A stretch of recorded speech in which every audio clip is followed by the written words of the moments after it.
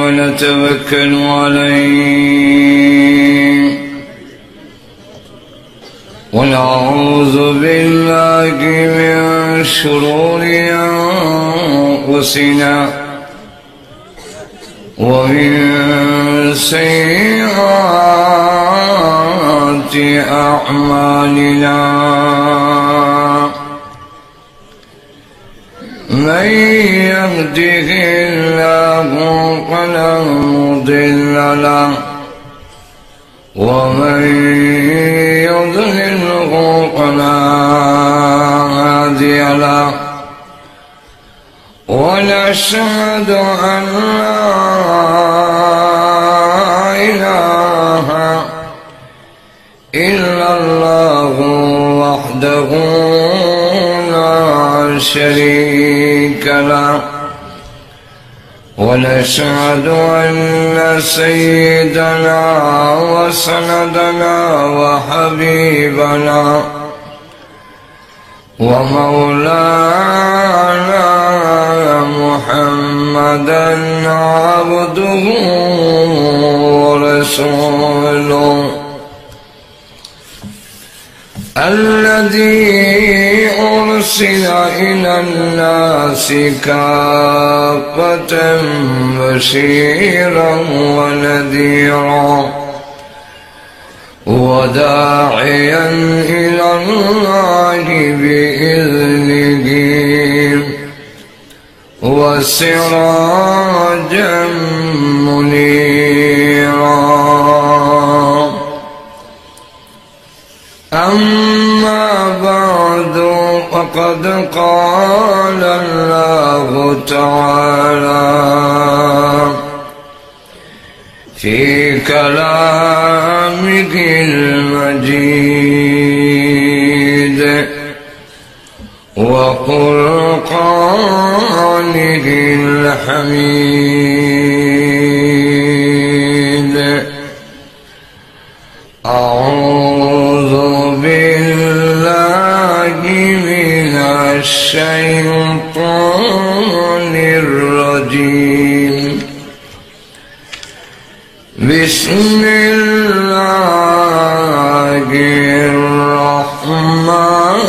الرحمن الرحيم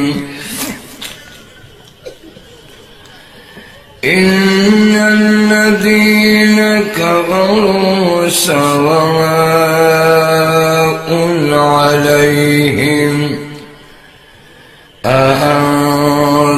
أأنذرتهم أم لم تنذرهم لا يؤمنون ختم الله على قلوبهم وعلى سمعهم وعلى أبصارهم غشاوة ولهم عذاب عظيم ومن الناس من يقول آمنا بالله وباليوم الآخر وما هم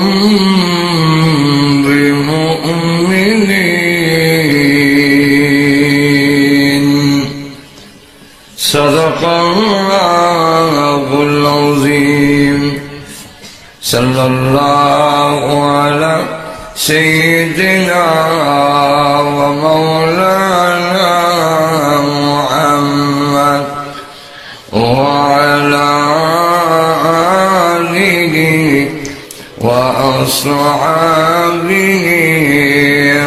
وسلم صلى الله على سيدنا ومولانا محمد وعلى آله وأصحابه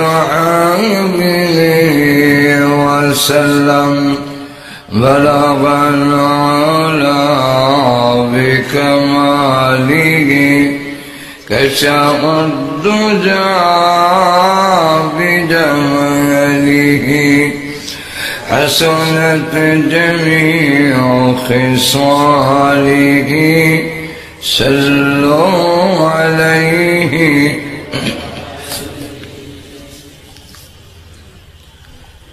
শেওতরপাড়া আল হাদি ইসলামী যুব সংঘের উদ্যোগে আয়োজিত 3 দিন ব্যাপী 26তম তাফসীরুল কোরআন মাহফিলের আজকের শেষ দিনের শেষ অধিবেশনে অত্যন্ত শ্রদ্ধেভাজন সভাপতি মুআজ্জাজ মুকাররম উলামায়ে কেরাম, সুধী মণ্ডলী, সর্বস্তরের প্রাণপ্রিয় মুসলমান ভাইরা, পর্দার অন্তরালে অবস্থানরত অত্যন্ত শ্রদ্ধেয়া মা ও বোনেরা, সর্বপ্রথমই সেই মহান আল্লাহ পাকের দরবারে অসংখ্য অগণিত শুকর আদায় করছি, যিনি অত্যন্ত দয়া করে দীর্ঘ সময় ধরে হক্কানি উলামায়ে কেরাম বুজুর্গানে দ্বীনের কাছ থেকে কোরআন হাদিসের আলোচনা শোনার সুযোগ দিয়েছেন। এজন্য সেই আল্লাহ পাকের দরবারে অন্তরের অন্তঃকরণ থেকে সব রকম ভালোবাসা উজাড় করে শ্রদ্ধা জড়িত কণ্ঠে শুকর আদায় করছি আলহামদুলিল্লাহ। আজকে আমার বিষয় হলো সূরাতুল বাকারার 6 নম্বর আয়াত থেকে নিয়ে 8 নম্বর পর্যন্ত। 6 নম্বর আয়াত 5 পর্যন্ত সূরাতুল বাকারার মুমিনের সত্যিকার মুমিন কারা, তাদের কি কোয়ালিটি, কি সিফত, কি গুণ, তা এই 5 আয়াতের মধ্যে উল্লেখ করেছেন। 6 নম্বর আয়াত থেকে নির্ভেজাল কাফের যারা, নির্ভেজাল একটু ধরে বলেন, বিশেষ করে এই আয়াত 6 নম্বর আয়াত তাফসীরে জালালাইন এবং অন্যান্য তাফসীরের কিতাবও লিখেছেন আবু জাহাল, আবু লাহাব এবং এই জাতীয় ওলীদ ইবনে মুগীরা, তাদেরকে কেন্দ্র করে, অর্থাৎ 8 জন কাফের। কয়জন? ঘুমিয়ে গেছেন না? কে ঘুমায় গেছেন না ভূতায় গেছেন? একটু জোরে আনা করেন। কয়জন কাফের? 8 জন। এই 8 জন কারা? যাদের ব্যাপারে সিদ্ধান্ত হয়ে গেছে ওরা আর ঈমান আনবে না। ঈমান আনবে না। এদের মধ্যে একজনের নাম আবু জাহেল, একজনের নাম আবু লাহাব, একজনের নাম ওলীদ ইবনে মুগীরা, একজনের নাম আস ইবনে ওয়াইল। এইভাবে 8 জনের ব্যাপারে এখানে আয়াত যে ওরা আর ঈমান আনবে। আসলে জনে বলেন, আগায়াতে যাই। আল্লাহ বলেন, ইন্নাল্লাযীনা কাফারু সাওয়াউন আলাইহিম আ'আনযারতাহুম আম লাম তুনযিরহুম লা ইউমিনুন।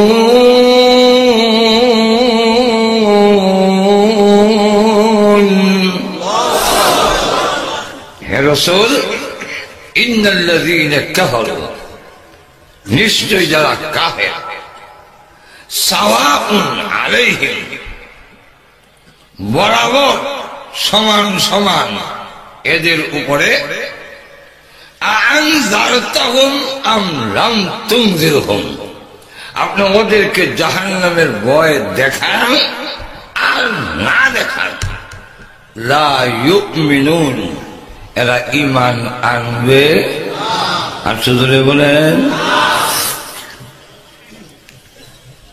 এখন ঈমান আনবে না, এই কথাটা কে বলছেন? আর সুদূরে বলেন।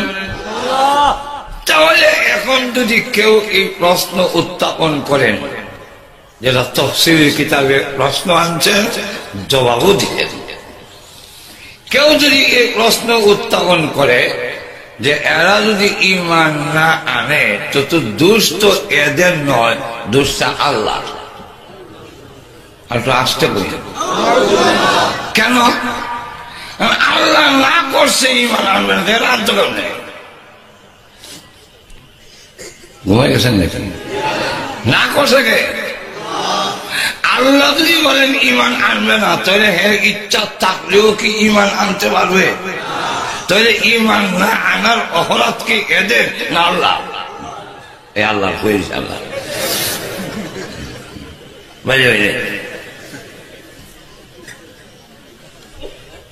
এই প্রশ্নের জবাবে তাফসীরি কিতাবে উদাহরণ দিয়ে বুঝেছেন, ঈমান না আনার অপরাধ এদের নিজেরই, আল্লাহ নয়। তা আল্লাহ না করলেন লা ইউমিনুন, ঈমান আনবে না। এটা হইল ডাক্তারের কাছে আপনি যাওয়ার পরে ডাক্তার আপনার বক্তব্য শুনে পরীক্ষা করে কইল তোমার গ্যাস্ট্রিক, চা খাইবা না, জার খাইবা না, সিগারেট খাইও না, নিষেধ করে দিছে। এখন হে আইসা আগে সিগারেট খাইতো 1 প্যাকেট, এখন খাই 3 প্যাকেট। আগে চা খাইতো 3 কাপ, এখন খায় 6 কাপ। আগে জাল কম খাইতো, এখন সাথে কাঁচা মরিচও খায়। বাড়বো না কমবো? একটু ধরে কম। এখন দেখা যায় কিছু জলে, ভোগ জলে, কিছু অসুবিধা করে। ডাক্তারের কাছে যাওয়ার পরে ডাক্তার পরীক্ষা করে কইল তোমার গ্যাস্ট্রিক বাড়তে বাড়তে এখন আলসার হয়েছে। কি হয়েছে? এখনো সময় আছে, চা খাইও না, সিগারেট খাইও না, আর ঝাল খাইও না।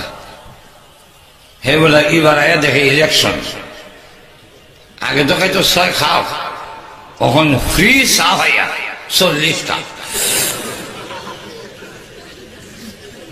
আগে শুধু কাঁচা মরিচ খাইতো, এখন নাগাও খায়। আগে খাইতো সিগারেট, এখন গাঞ্জাও ধরছে। রোগ বাড়বে না কমবে? এখন দেখা যায় খাওয়ানো যায় না, ঘুম হয়ে যায়। ডাক্তারের কাছে গেছে, পরীক্ষা করে হইল তোমার রোগ গ্যাস্ট্রিক ছিল, আলসার হয়েছিল, এখন ক্যান্সার। যখন কি ডাক্তার প্রেসক্রিপশনে লেখা দিছে রোগ আর ভালো হবে না। এখন আমি আপনাদের কাছে জানতে চাই, কোন ব্যাগ করলে যদি কয় এর রোগ ভালোই তো কেমনে, ডাক্তারে না করে দিছে ভালো চন্দ্র ভালো লোক নেই, ওর রোগ ভালো না হওয়ার জন্য ডাক্তারের না এটাই কি দায়ী না এর নিজের দোষ দায়ী? আপনি যদি বলেন ডাক্তার বারবার না করার পরেও এমন কাজ করেছে যেটা রোগ বেড়ে যায়, বাড়তে বাড়তে রোগ এমন চরম পর্যায়ে গিয়েছে যেখানে গেলে চিকিৎসা শাস্ত্রে এই কথা বলতে বাধ্য, আর চিকিৎসা নাই, তোমার রোগ ভালো হবে না। সুতরাং এটা ডাক্তারের দোষ নয়, এর আমলের দোষ। আরো যদি কন আল্লাহ বলেন এদের কেন পেলাম ইমান আনবে না? এদের অবাধ্যতা, এদের অহংকার, এদের আত্মগরিমা, এদের সবকিছু অলৌকিক ঘটনা দেখার পরেও যখন রসুলকে কোরআনকে মানে না, তাদের অবাধ্যতা, তাদের সারকেশি, তাদের মধ্যে যে অহংকার, এটা এমন চরম পর্যায়ে পৌঁছেছে যেখানে গেলে পরে ইমান আনার আর যোগ্যতা থাকে না। আল্লাহ সেই কথাটা বলছেন, লা ইউমিনুন, ওরা আর ইমান আনার মতো যোগ্যতা একটু জোরে কম। বেয়াদবি, অবাধ্যতা, আত্মগরিমা, অহংকার এমন চরম পর্যায়ে এদের পৌঁছাইছে যেখানে গেলে একটা মানুষ ইমান আনার যোগ্যতা একটু জোরে কোন যোগ্যতা। আচ্ছা, অসুবিধা আছে? অসুবিধাটা আমার লাগে ভালো। আমি কিন্তু এখনো পূর্ণ সুস্থ হয়েছি না, এখন ঠিক না? চিকিৎসার কোর্স শেষ, ফাইনাল এখনো রিপোর্ট আসে নাই। অসুস্থ হওয়ারও যে মুমিনের লক্ষণ, আর অসুস্থ না হওয়া, রূপ সুখ না হওয়া, এটা হইল ফেরাউনের সাসাল ঘরের বাই। ফেরাউনের অসুখ হয়েছে। যাক, আপনাদের অসুবিধা হইলে আমার লাগে ডাবল সুবিধা। অসুবিধা হইতেছে না আপনারা? তবে শোনেন, আমি আপনাদেরকে ছাড়া ওষুধ খেলেন, সাহস কত? খেলে কেমন কেন? ঢুকলে যাওয়ার অনুমতি নেই, চুরি না দিলে। ঘুমাই গেছেন নাকি? বিরোধীর হিসাবে ধরলে বেশি একটু যাতাটা ধরেন, আর 2 নম্বর হলো ফেসাবের কথাটা ভুলা যায়, তো দেখবেন আরো 1 ঘন্টা বইল অসুবিধা নাই। আর ফেসাবের খেয়াল করলে ওখানে গুতাইব, খেয়াল করেন না, এটা বাদ দেন। আর একটু যাতাটা বসে সেবার মধ্যে অসুবিধা হইতেছে। আচ্ছা, যাক, বিদায় কানে শুনিনি। আরো ধরে আরো ধরে কুত্তা, গরু। এখন যদি আপনি ওয়াজ করেন,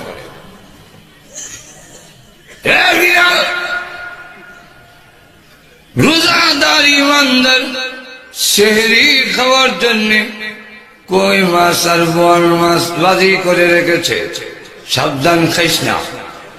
সবচেয়ে বড় গুনাহ কবিরা গুনাহ, জাহান্নামের আগুনে জ্বলবে রে বিলাই, খাইস না। এই কথাগুলো বিলাই কানে শুনে কিনা, কিন্তু আপনার ওয়াজ গ্রহণ করিয়া বিলাই মাছ বিরাজি খাওয়া ছেড়ে জীবনী কেন? শাস্তি বোঝার মতো যোগ্যতা নাই। ঠিক তেমনি ভাবে জাহান্নামের কথা শুনে ইমান আনার মতো যোগ্যতা হারায় ফেলেছে। বেঈমান কাফের আর কুত্তা বিড়ালের মধ্যে কোনো পার্থক্য নাই, ইমান আনবে না। তাহলে 2 নম্বর প্রশ্ন, 2 নম্বর প্রশ্ন, ইমান যদি আনবেই না, তাহলে রসুলকে আর কালিমার দাওয়াত দেওয়ার জন্য তাদের কাছে যাওয়ার কি দরকার? ইমান আনবেই না, কি দরকার? দরকার ঠিক না? এটার জবাবে তাফসীর কিতাবে লেখেন, মানুষের কাছে দাওয়াত পৌঁছে দেওয়া নবীর কাজ, গ্রহণ করা না করা, গ্রহণ করানো না করানো, এটা নবীর কাজ নয়। আচ্ছা, ওয়াজ করা আমাদের দায়িত্ব, ওয়াজ গ্রহণ করা না করা এটা আমাদের কাজ। আচ্ছা, আপনারা যদি ওয়াজ গ্রহণ না করেন, এটা আল্লাহ আমাদের জিজ্ঞাসা। নবী দাওয়াত দিয়েছেন, দাওয়াত দিচ্ছেন নবী, দাওয়াত দেওয়া আপনার কাজ। ঈমান আনুক আর না আনুক এটা আপনার কাজ। আনলেও আনলো, না আনলে নাই। আপনাকে এই ব্যাপারে জিজ্ঞাসা করা হবে না, বরং আপনি যে দাওয়াত দিচ্ছেন এর জন্য প্রতিদান আমি আল্লাহ অবশ্যই দিব। হে আনলে আনুক, না আনলে নাই। দাওয়াত ও তাবলীগের কাজ আপনি করতে থাকেন। একদলে যদি গেলাম হ্যাঁ ঈমান আনলে আনুক, না আনলে নাই। আপনি তার দরজার সামনে বলছেন ভাই আসেন, কোরআন এবং সুন্নাহ দ্বারা প্রমাণিত রসুল যেভাবে কাফেরকে দাওয়াত দিচ্ছেন এইভাবে ঈমান আমলের মজবুতির জন্য আল্লাহ কোরআনে আমাদেরও দাওয়াত দিচ্ছেন। আল্লাহ পাক মুমিন ঈমানদারকে আল্লাহর রসুল ঈমানের পরিপূর্ণতার জন্য রসুল ঈমানদাররাও দাওয়াত দিচ্ছেন, জাদ্দিদু ঈমানাকুম। এইভাবে রসুল মুমিনদেরকে বলছেন। আল্লাহ কোরআনে আমাদের বলছেন যে ইসলামের মধ্যে পরিপূর্ণভাবে ঢুকো, এটা কাফেররে বলে নাই, এটা বলছেন ঈমানদারকে। ইয়া আইয়ুহাল্লাযীনা আমানু উদখুলু ফিস-সিলমি কাফা। আল্লাহ বলছেন ইয়া আইয়ুহাল্লাযীনা আমানু কু আনফুসাকুম ওয়া আহলিকুম নারা। ও ঈমানদাররা, তোমাকে এবং তোমার ফ্যামিলিকে আগুন থেকে বাঁচাও। এটা ঈমানদারের দাওয়াত দিবেন, কাফেররে দেন নাই। আল্লাহ অন্য আয়াতে বলছেন ইয়া আইয়ুহাল্লাযীনা আমানু আমিনু। ও ঈমানদাররা ঈমান আনো। ঈমানদার আবার ঈমান আনে কেমনে? আল্লাহ বলছেন ইয়া আইয়ুহাল্লাযীনা আমানু হাল আদুল্লুকুম আলা তিজারা। আমি কি তোমাদেরকে একটি ব্যবসার কথা শিক্ষা দেব না? এটা কিতা তুমিনুনা বিল্লাহ, তুমিনুনা বিল্লাহ। আল্লাহর প্রতি তোমরা ঈমান আনো। ঈমানদার আবার ঈমান আনবো। এই দাওয়াত তো কাফেরদেরকে দেন নাই, ঈমানদারকে দিয়েছেন। সুতরাং তাবলীগ ওয়ালারা ঈমানদারদের কেন দাওয়াত দেয়? এই প্রশ্ন যদি আপনার মনে জেগে থাকে, তাবলীগ ওয়ালাদের অভাব না দিয়া, তাবলীগ ওয়ালাদেরকে দুষ্বপ্নাও না কইয়া আল্লাহরে জিগাও। আল্লাহ ঈমানদারের দাওয়াত দিল কেন? আল্লাহর যে জবাব, দাওয়াত তাবলীগ ওয়ালার এক জবাবই। আমি তো এখন তাহলে যারা বলে তাবলীগ ওয়ালারা তাবলীগ কাফেরের কাছে করবে, ঈমানদারে করে কেন? এতটুকু যারা বলে এত পরিষ্কার হয়ে গেল কোরআন সম্পর্কেও তাদের কোনো ধারণা নাই, কোরআন সম্বন্ধে কোনো জ্ঞান নাই। তুই বলে কি বলে এক মূর্খ চেয়ারম্যান হয়েছে, অভিযোগ হয়ে তাই বেহার লাড়িরে আমার কলমের জোর নাই, লাঠির জোর আছে। এক মেম্বারের জায়গায় দিল কেন? আমার একটু সমস্যা আছে। কি সমস্যা? আমার ওয়াইফের ডেলিভারি কেস। ডেলিভারি কেসের অর্থ বুঝছেন? আপনারা বোঝেন নাই? মূর্খ চেয়ারম্যানটা হ এই কেস তো মারাত্মক কেস, কারণ এই কেসে গত বছর আমার বাপও মারা গেছে। যে মূর্খ চেয়ারম্যান ডেলিভারি কেসের অর্থ বোঝে না, এর সাথে কোনো অর্থ কথা আছে?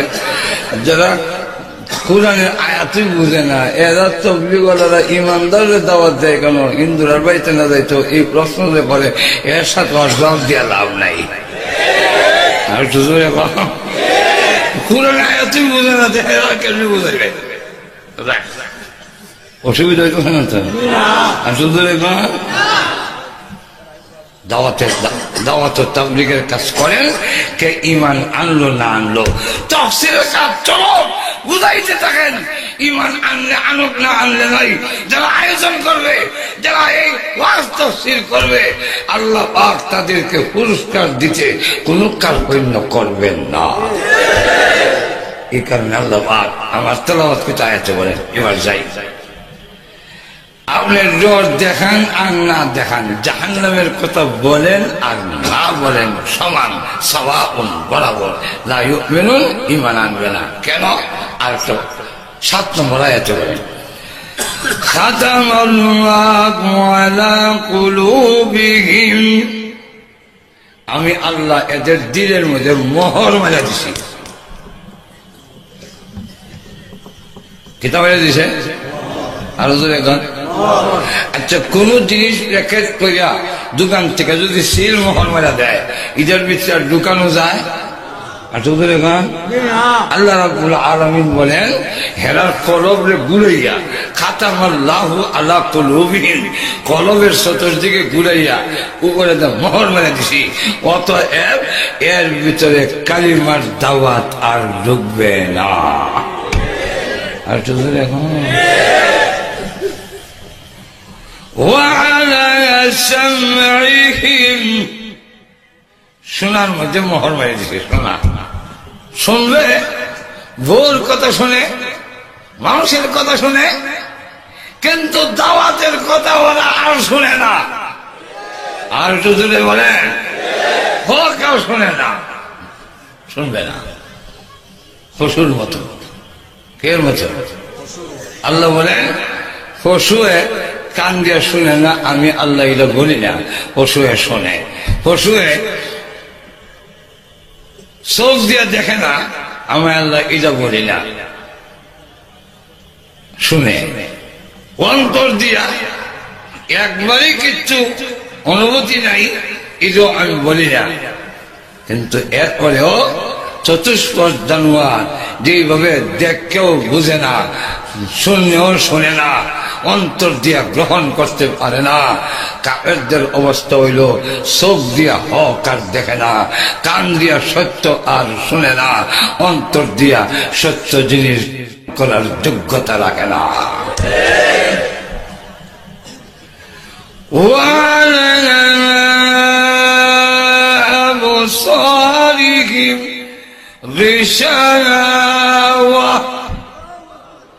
এদের চোখের সামনে আমি আল্লাহ পর্দা দিয়ে দিছি, পর্দা গাইবি পর্দা। এই পর্দা আছে, হক দেখে না, দেখে কিন্তু সত্য জিনিস আর দেখে না। দেখলো না কেন?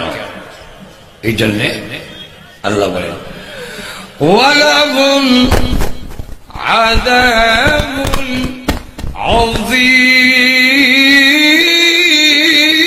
আযীম, এদের জন্য রয়েছে মহা বড় আযাব। বড় কত বড়? আযীম।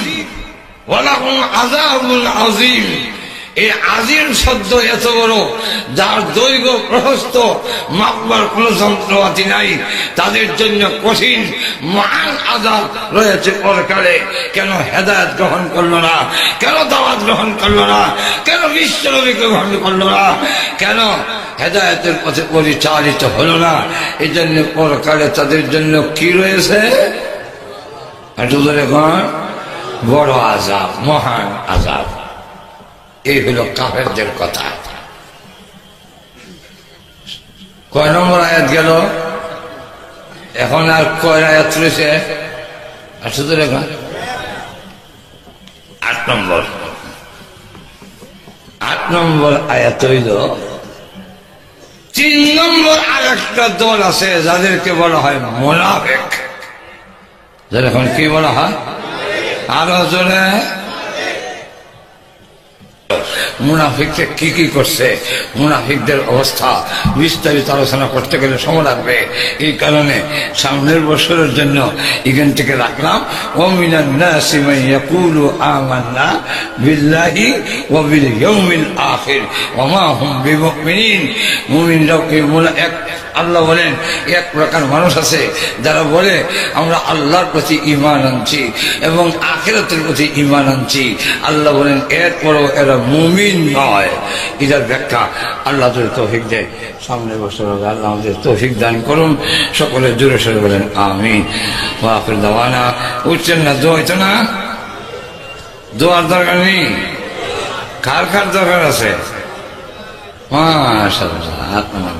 الحمد لله ربنا ظلمنا أنفسنا وإن لم تغفر لنا وترحمنا لنكونن من الخاسرين ربنا آتنا في الدنيا حسنة وفي الآخرة حسنة وقنا عذاب النار وادخلنا الجنة مع الأبرار برحمتك يا عزيز يا غفار يا حي يا قيوم يا حي يا قيوم يا حنان يا منان يا رب العالمين يا قاتل السماوات والأرض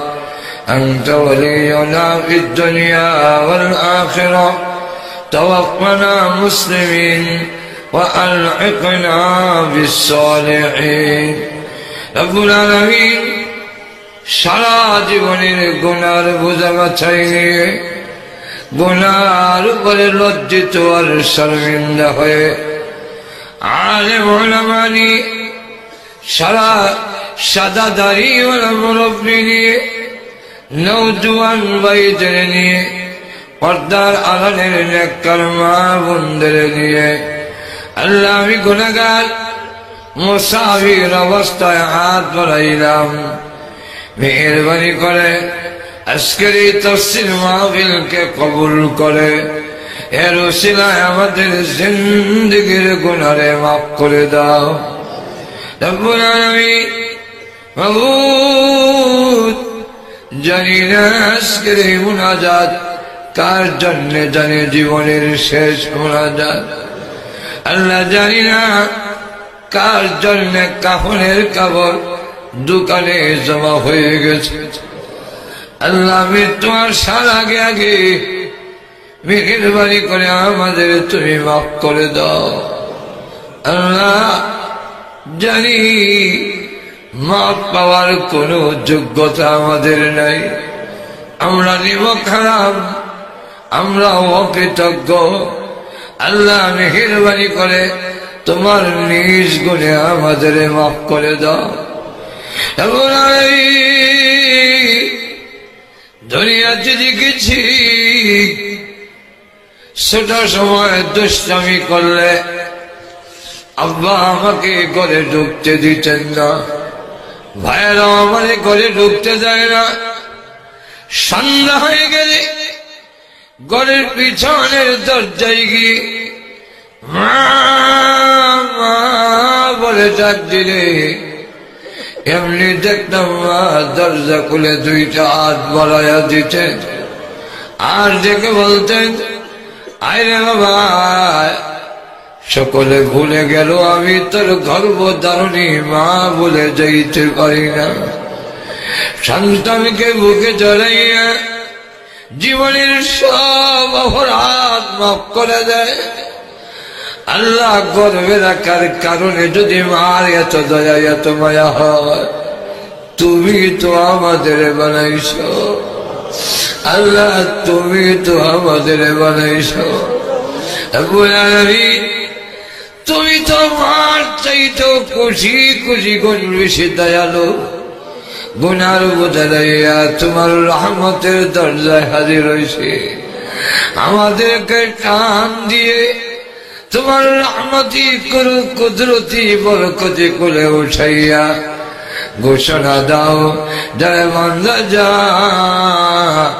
তাদের জিন্দেগির গুনারে মাফ করে দিলাম আয় আল্লাহ তাআলা আমরা যে যে উদ্দেশ্যে তুলেছি প্রত্যেকের নেক আশারে তুমি পূরণ করে দাও আল্লাহ আমাদের আওলাদ গুলোকে পাক্কা নামাজি দিনদার পরেজগার বানায়া দাও রব্বুল আলামিন এই তাফসীরুল কোরআন মাহফিল আয়োজন যে করেছেন সৌতরপাড়া আল হাদি ইসলামী যুব সংঘরে তুমি কবুল আর মঞ্জুর করে নাও প্রত্যেক সদস্যকে এক আর নেক বানায়া দাও আল্লাহ কিয়ামত পর্যন্ত এই তাফসীর মাহফিল যাতে হতে পারে এর জন্য কায়েম থাকার ব্যবস্থা করে দাও রব্বুল আলামিন আজকের মাহফিলে হাজির যারা হয়েছেন দেশ বিদেশ থেকে যারা সাহায্য করেছেন সহযোগিতা করেছেন আল্লাহ কিয়ামতের দিন মুসিবতের সময় এই মাহফিল সকলের জন্য নাজাতের ওসিলা বানায়া দাও রব্বুল আলামিন এই ধারার বাজারে সমস্ত ব্যবসায়ী ভাইদের কবুল মঞ্জুর করে নাও রব্বুল আলামিন। তাদেরকে হালাল তরিকায় ব্যবসা করার তৌফিক দাও, ব্যবসার মধ্যে খায়র বরকত দান করো।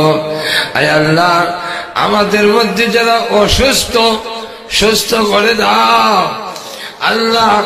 অসুস্থতার তালিকা যাদের পড়া হয়েছে আল্লাহ, গোলাম নূর ভাই আল্লাহ ওনার অসুস্থতা, ওনার আত্মীয় অসুস্থ আল্লাহ, তাজউদ্দিন ওনার আব্বা আল্লাহ উনি অসুস্থ সহ যতজনের নাম বলা হয়েছে আর যাদের নাম বলতে পারে নাই আল্লাহ, যত বিমারি আছেন তোমার দরবারে ভিক্ষা চাইগো আল্লাহ।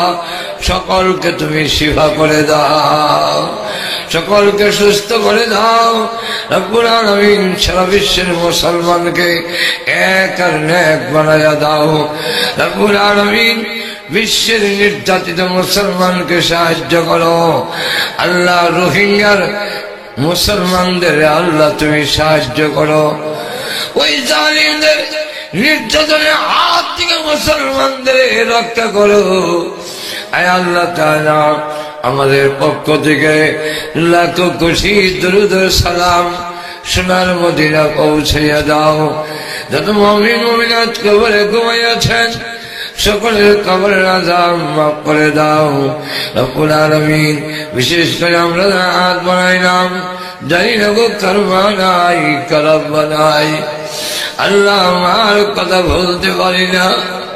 দুনিয়াতে আসার সময় কত লাথি মার কলিজায় মেরেছি, মা বেদনায় অস্থির হইয়া জমিনে পড়ে গলা কাটা মুরগির রায় ছটফট করেছে আর ডেকে ডেকে বলেছে তোমরা কারা গো, আমার মাথায় পানি দাও, আমার পিঠে মালিশ করো, মনে হয় আমি আর বলবো না।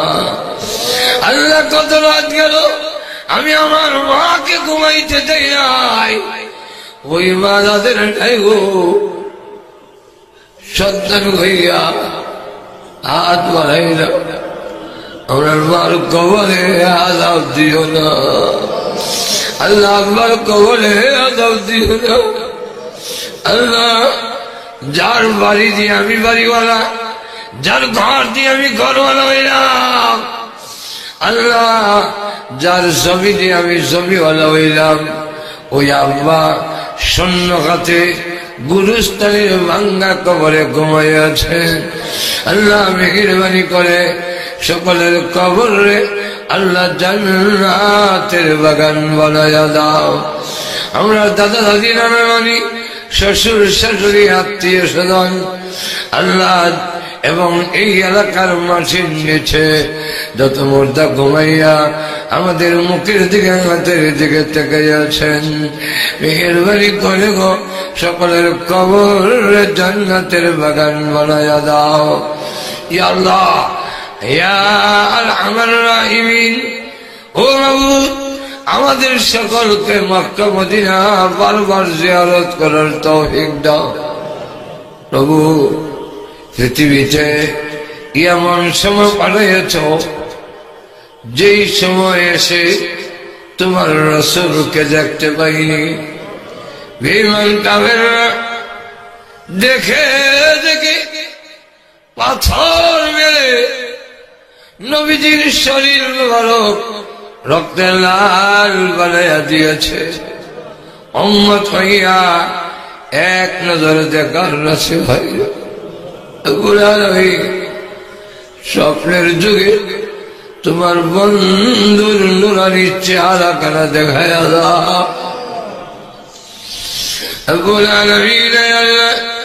যেদিন মরণ দাও ঈমানের সাথে মরণ দিও। আমাদের জামানে কালিমা শাহাদাত দারি করে দিও। রব্বানা তাকাব্বাল মিন্না إنك أنت السميع العليم وتب علينا إنك أنت التواب الرحيم. سبحان ربك رب العزة عما يصفون وسلام على المرسلين والحمد لله رب العالمين آمين آمين برحمتك يا أرحم الراحمين